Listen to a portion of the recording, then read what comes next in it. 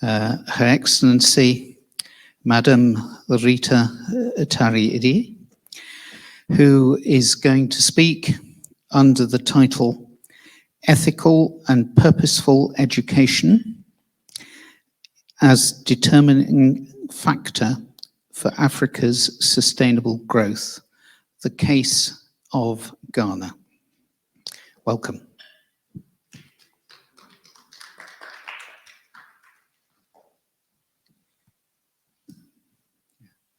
You might like the steps around there.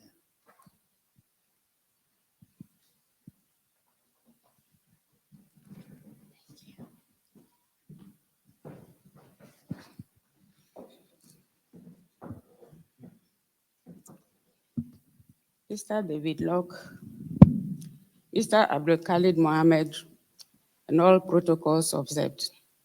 Good afternoon. I deem it a great privilege and honor to be able to join you in this afternoon's session, and more importantly, to present a paper on ethical and purposeful education as determining factor for Africa's sustainable growth, the story of Ghana. I should also like to thank the organizers for putting together such an important event that seeks to look at the future of education, especially in Africa. According to official figures released by the United Nations, Africa has the youngest population on the world, with 70% of sub-Saharan Africa under the age of 30.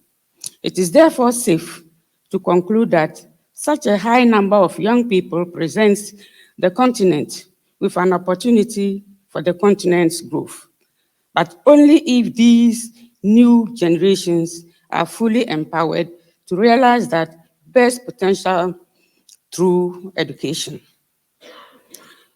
Distinguished ladies and gentlemen, the critical role that education plays in the development of a nation was not overlooked when the United Nations, in coming out with the Sustainable Development Goals, thought it wise to include Goal 4.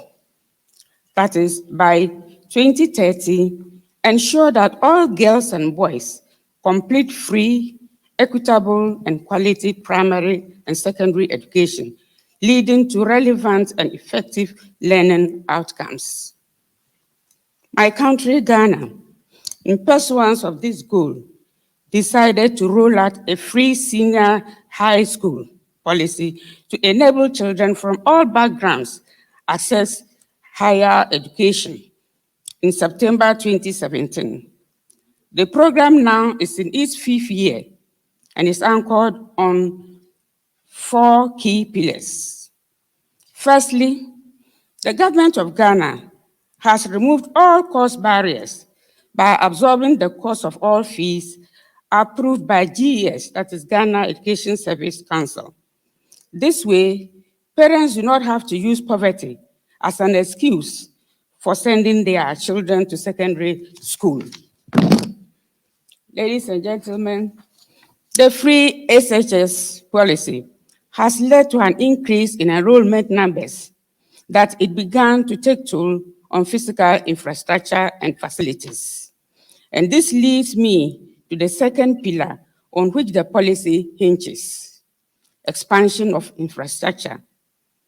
To accomplish the task of making the infrastructure pillar of the program stronger, the Ghana Educational Trust Fund, that's GET Fund, the agency charged with development of infrastructure in the education, has recently received parliamentary approval to bring to completion all awarded projects prior to 2017 and projects post-2017 to date over the next 3 years.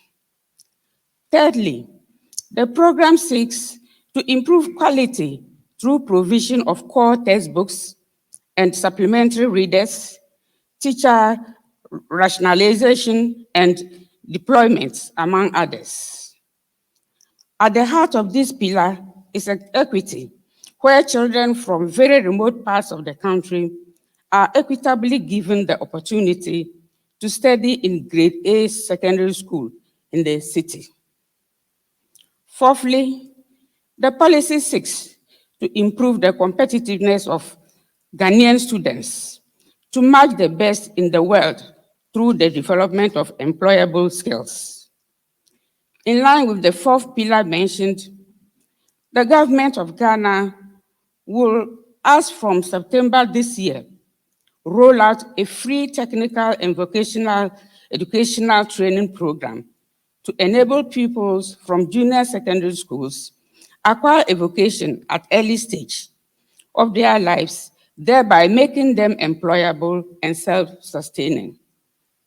Distinguished guests, free technical and vocational training for our children have become even more important considering our hydrocarbon resources, because a large number of the basic technical and vocational jobs and vacancies, such as arc welding and some electrical jobs, are being filled by qualified expatriates. The Petroleum Commission of Ghana, in collaboration with some technical and vocational schools, have now developed the curriculum and are offering these courses to hundreds of Ghanaians who have now commenced work in the upstream of oil sector. These training programs are meant to lead to higher incomes for the graduates and more tax revenue for the state. Having removed a key barrier to have junior high secondary schools in Ghana, which is cost, the government of Ghana decided to shift its focus to tertiary and university education, where cost, as usual, is a barrier to entry. Ladies and gentlemen, for over 3 decades, the only government-backed scheme for high school graduation who deserve to access tertiary education in Ghana, especially those from less privileged backgrounds, to the guarantor-backed students' loan, where the guarantor must be a contributor to the state-controlled National Pension Scheme, that's the Social Security and National Insurance Trust, SNIT. What this meant was that a child born to poor parents who were not employed in the formal sectors of the economy and who were not able to procure guarantors failed to make to the universities and other tertiary institutions, even though they were qualified.